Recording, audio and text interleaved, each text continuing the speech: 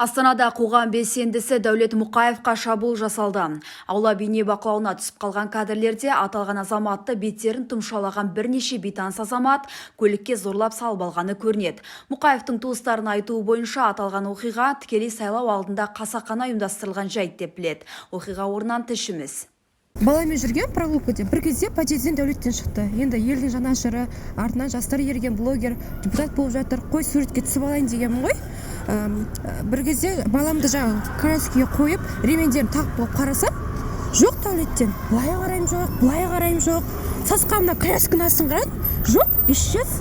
Жаңа мына жерде телефон қалып қойыпты, да міне телефон қолымда қазір. Мен бұл жағдайды қасақана жасалған қастандық деп ойлаймын. Себебі Дәулет Мұқаев жеңіске жететіні сөзсіз. Сондықтан бұл жасалған қарсы әрекет жауларының жасаған әрекеті. Мына халыққа тиімді, халықтың жағдайын жасап, сол халықтың ойын айтып жүрген азаматтарды жібермеу мақсатында жасауы мүмкін. Полиция қызметкерлері іс суытпай Дәулетті ұстап отырған үйді де тапты. Аталған үйге басып кірген арнайы жасақ Дәулет Мұқаевты баланың тұсауын кесіп тұрған жерінен құтқарған. Оқиға бойынша бас күдікті уақытша қамау изоляторынан сұхбат берді. Мен Дәулет Мұқаевқа баламның тұсауын кестіре алмай жүргеніме 6 ай болды. Анау бейгарыс деген көмекшісі телефонын алмайды. Бала болса өсіп бара жатыр. Ол ертең депутат болады. Ол кезде вообще ұстатпай кетеді. Сосын қасымдағыларға айттым. Любой ценой маған алып келіңдер осыны деп.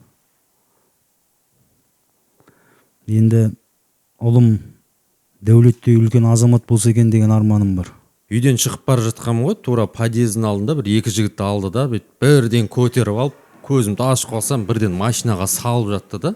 Енді шамам жеткенше бүйтіп қасарыстым, бірақ епті болды енді. Жігіттер де үндемейді, сұрақ қойып жатырмын, не болып қалды, қайда бара жатырмыз, не істеді мен сендер, кімсіңіз, үндемейді, үн-түнсіз. Оны мен де отырдым үндемей. Сайлаубек Сарарқаев, Дауыскүл Еселова, ПТК арнасы.